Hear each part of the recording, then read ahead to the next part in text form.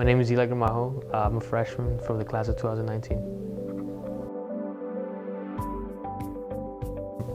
Coming into Princeton, I didn't really know, or I didn't have a definition of what it meant to be first generation or low income, or even a Hispanic, just because I come from Los Angeles and it's predominantly Hispanics. And so I didn't know what it actually meant. And coming here, I definitely saw it was like a shock seeing how many students were of different ethnicities and different social classes and different, in every aspect of that.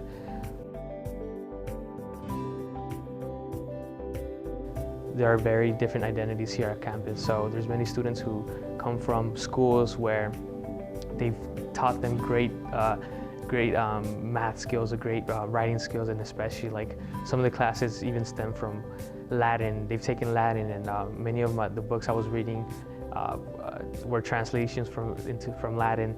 So many of them knew exactly the roots of the words and all this and that. So it was difficult, and it was a shock knowing that they knew all that. But in a way, I felt like it brought me a sense of enjoyment, just knowing that I'm able to stand in the classroom amongst these students who are just awesome and excelling at their own fields. So you can't just compare yourself to every student here. And obviously some students who come from prep schools and come from just awesome areas in the nation, in the country, in the world and all that, they're gonna have a better placement in classes. But it's up to you to understand that it's all right. And I came to realize that it was all right, and it took effort for me to get out of my my normal schedule, to set up office hours or to look up online extra tutoring just because I needed it. So I did that a lot, and I also used many of the sources here at Princeton, especially the Writing Center, that allowed me to help on my writing, just because I took technically 3 classes and it was all based on reading and writing.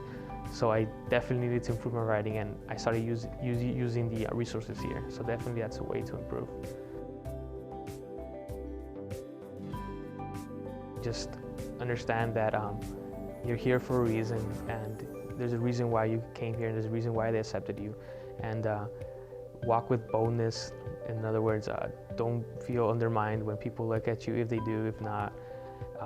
In classrooms, don't be afraid to speak out, which is another challenge I feel like I faced. Speaking out during precept was difficult for me, and it still kind of is. But I just have to understand that it's just the thing almost every student is probably feeling, and you're not the only one there. So the students should definitely bring a sense of resilience, determination, and be bold. And just be bold of who you are. Don't be ashamed of who you are. Don't be ashamed that you may have an accent when you speak. That's just because you may English may be your second language, and don't be ashamed of that. Don't be embarrassed of that.